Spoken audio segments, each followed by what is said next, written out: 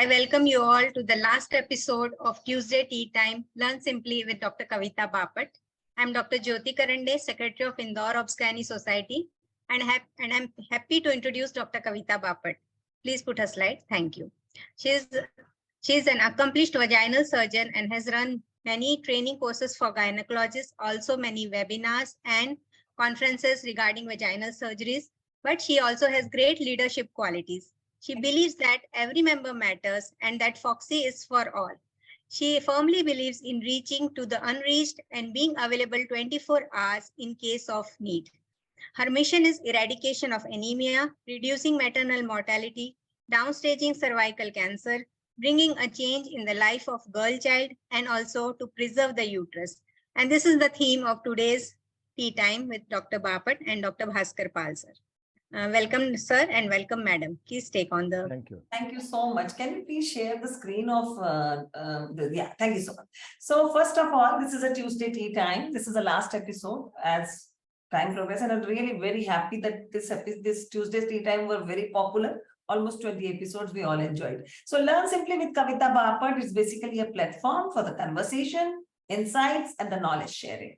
And there should be the take work messages always, especially the crisp knowledge about the various subjects through the conversation with leaders, especially they are experts in their respective fields. And our goal is to provide a practicing OBGYN access to valuable information and knowledge that can help them grow professionally and personally. Today, I'm really happy that we are having our own person, very, very close friend of ours, that's Dr. Bhaskar Pal. He's an esteemed medical professional and impressive list of accomplishments, contributions into the field of OBGYN. And basically, his expertise and a qualification is several degrees, including DGO, MD, DNBE, FICOG, FRCOG, and credential reflects that's his extensive knowledge and expertise in the field. He is a senior consultant at the Apollo Hospital at Kolkata, and he serves as a valuable resource to the patients, providing expert medical advice and guidance. The most important point about him is the leadership positions. His leadership roles, such as a chair of AICC RCOG, immediate past president of IAG, immediate past president of Bengal OBGYN Society, especially all this demonstrated a commitment to the advancing into the field of OBGYN in very, very important. His contributions to the education as a clinical examiner in MRCOG, he contributes the education and training of the future OBGYN, ensuring the high standards of the competence and profession into the field.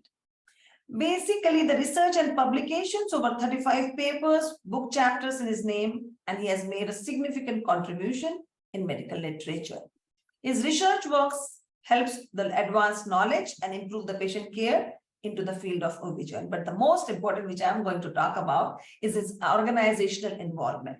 He has been involved in the various, especially the Foxy Vice President in 2017 and Foxy Representative CEFOG, which highlights his dedication with the collaborative effort and a promotion.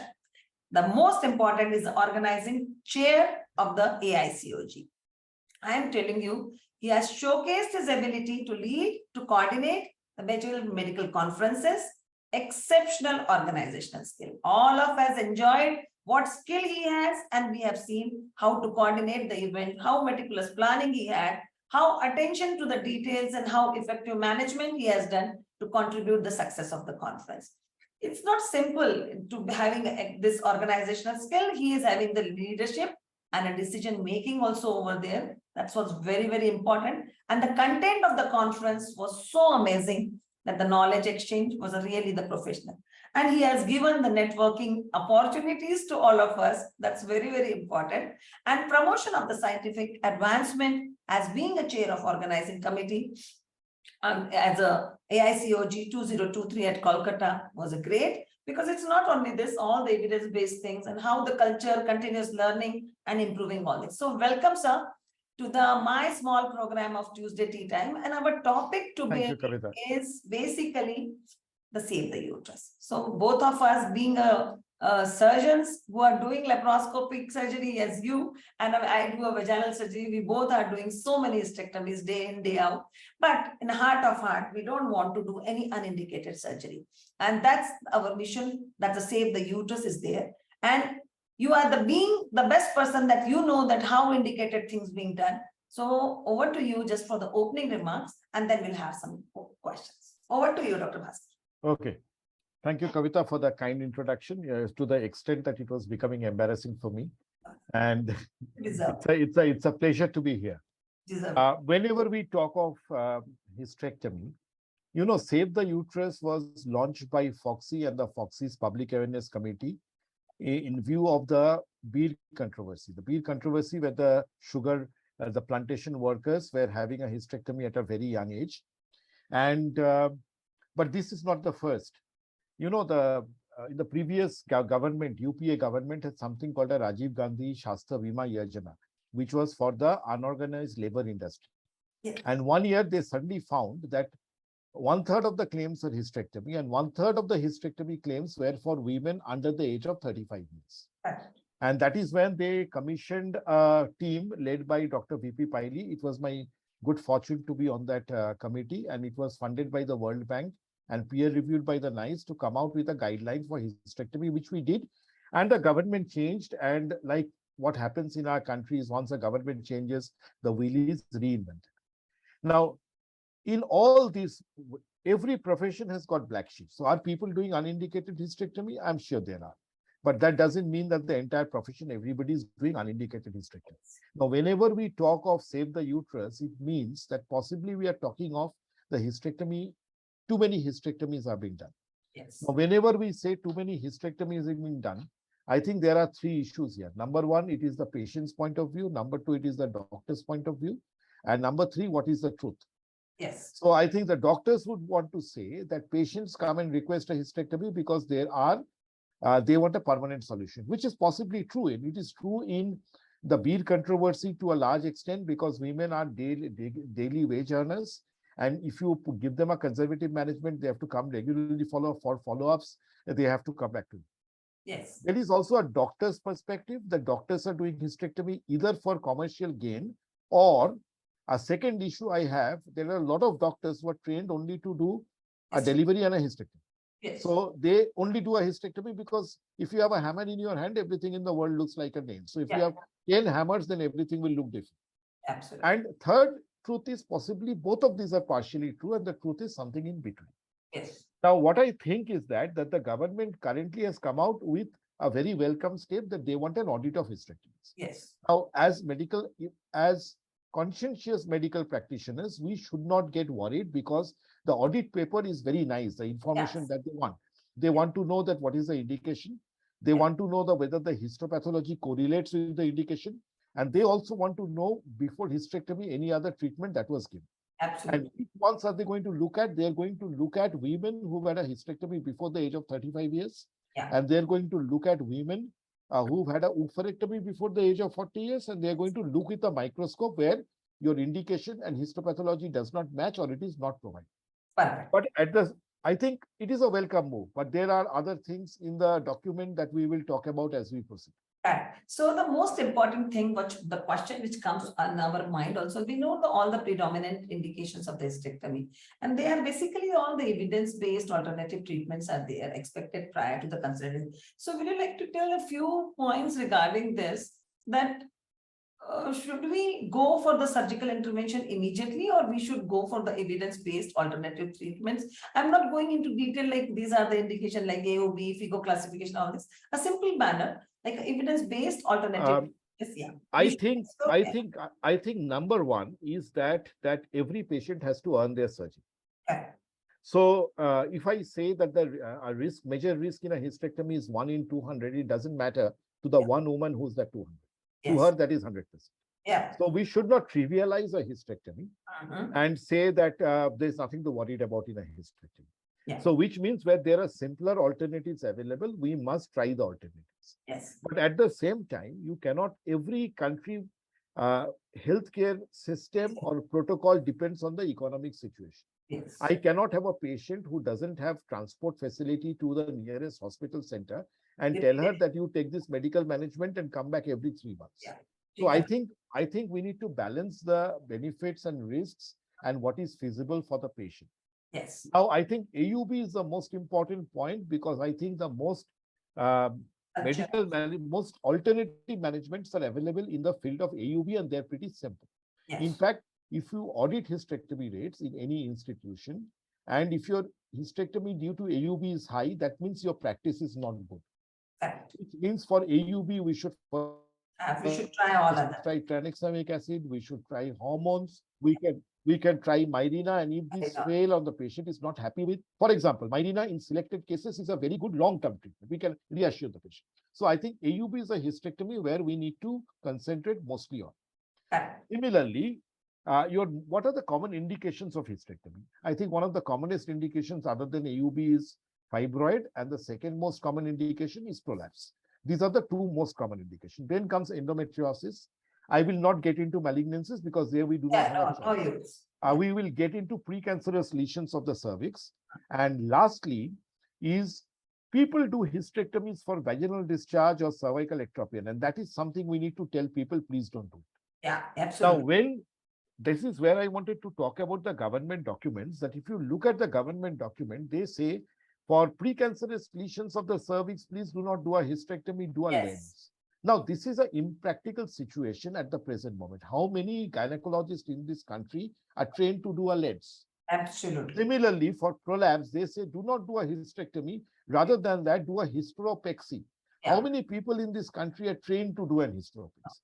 But we need to talk about what is doable, which means that somebody comes in with CIN1, we do not need to resort to a hysterectomy. We can do a cryo, we can do a electrocautery, we can all these work as well as anything else. So similarly, for fibroid, we need to see, does the fibroid need surgery because the fibroids are too big and they're causing pressure effects, in which case they'll possibly need a myomectomy, and we can do a myomectomy by various routes.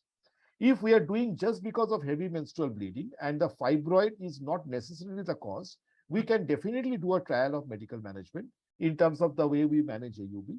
If we find an intramural fibroid which is just impinging on the endometrium, these are the patients who will possibly respond to a great extent to medical management of fibroid like mifepristone or ulipriston.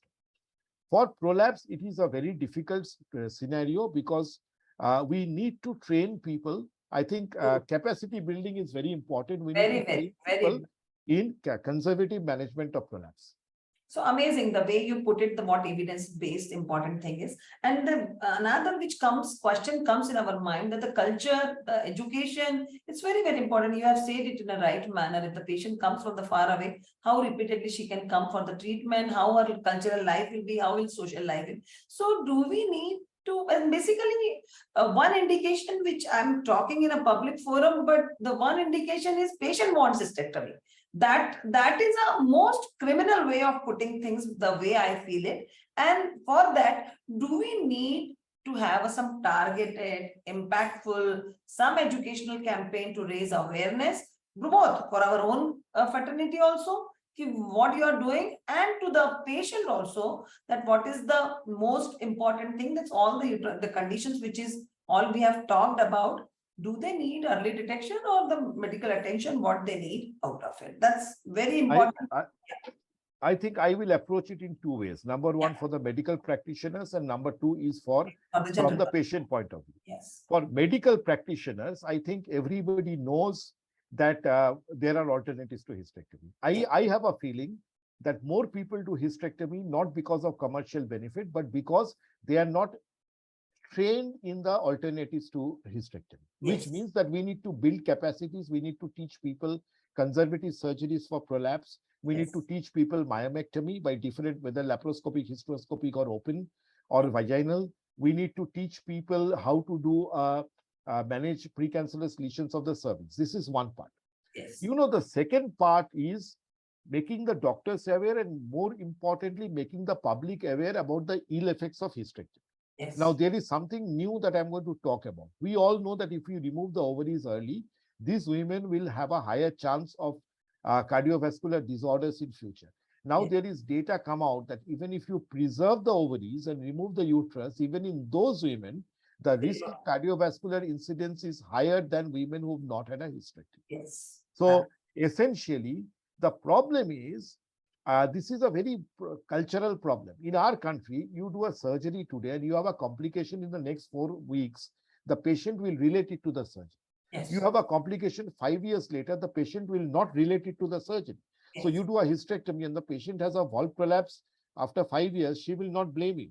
Yes. Similarly, you do a oophorectomy at 35 and patient has osteoporosis at 50, No. patient will not blame you. And Yeah. that is why a lot of people say that if I will provide a permanent solution, whatever happens later, we will see. And that Yes, is yes. something we need to get away from, because we are now on the cusp of being a developed country, which means our life expectancy is going up, which means osteoporosis, cardiovascular diseases is going to be a problem, because women will live to be 75 and 80, majority of women, irrespective of their economic situation. Yes. But the government document also says that there is a need to build awareness. We need to make women aware by different fora that hysterectomy is not always maybe a short-term solution, but basically you're firing a cannon to kill a mosquito, and that will have Yes. side effects and collateral damage on her health.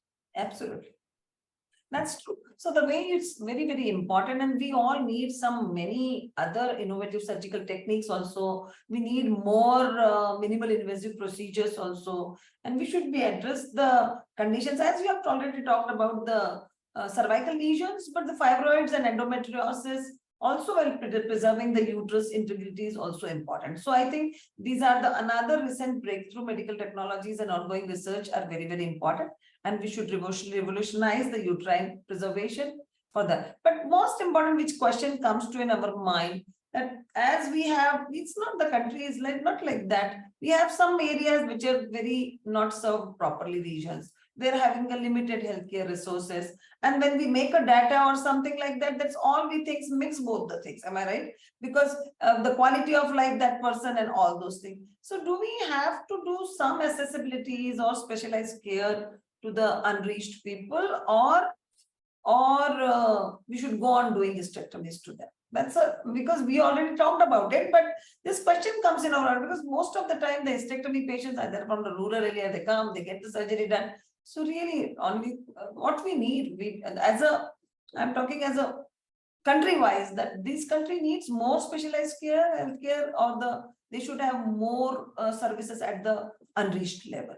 I think of course the country needs more specialized healthcare. What is sad about the country is that it is rather not going into the politics in 75 years, we have seen very poor development of our public healthcare system. Absolutely. And I think, but the good move is that to use the private healthcare system and the insurance schemes to bridge that gap. Yes. So what I think that is a very welcome move.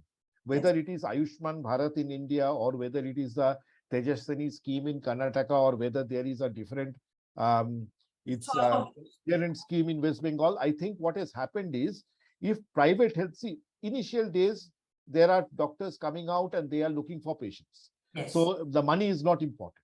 Yes. So what is important is that we need to upskill our trainees. From most medical colleges, people go out, what have they learned to do? They have learned to do a DNE, they have learned to do a vaginal delivery, maybe, they've learned to do a cesarean section very well, and they've learned to do an abdominal hysterectomy very well.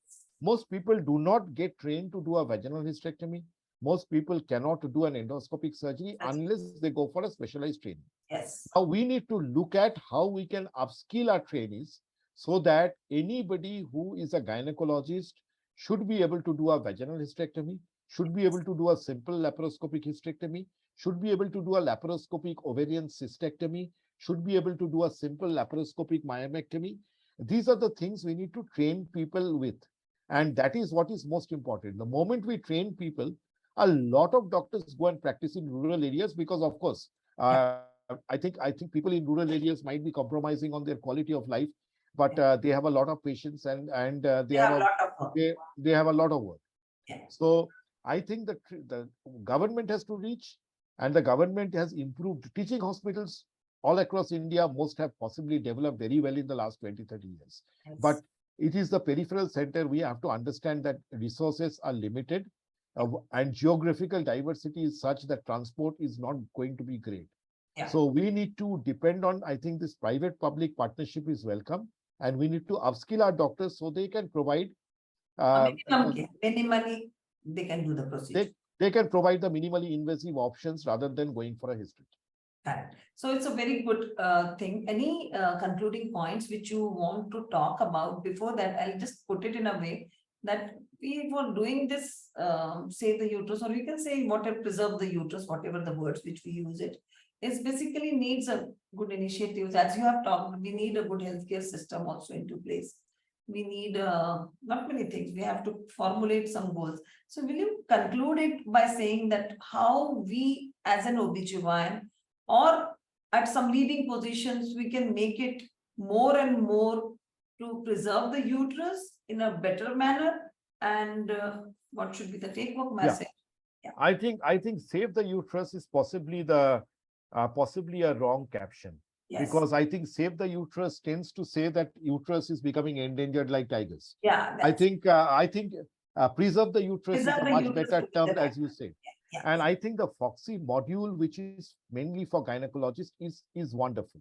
Yeah. And it looks at, it goes into every indication of hysterectomy and talks of what are the other options rather than doing a hysterectomy. Yes. So on one hand, we need to train, we need to make people aware, that gynecologists aware, our fellow colleagues aware, that what are the other options. Yes. The second thing that we need to do is to facilitate training for them. Yes. Which means that how we can get them trained without they spending a lot of money. Yes, time they would have to provide. So we need to develop training infrastructure. That is very important. And thirdly, we need to improve public awareness that there are options available. And for any particular procedure, we should always try simpler options before we jump into a major surgery. So we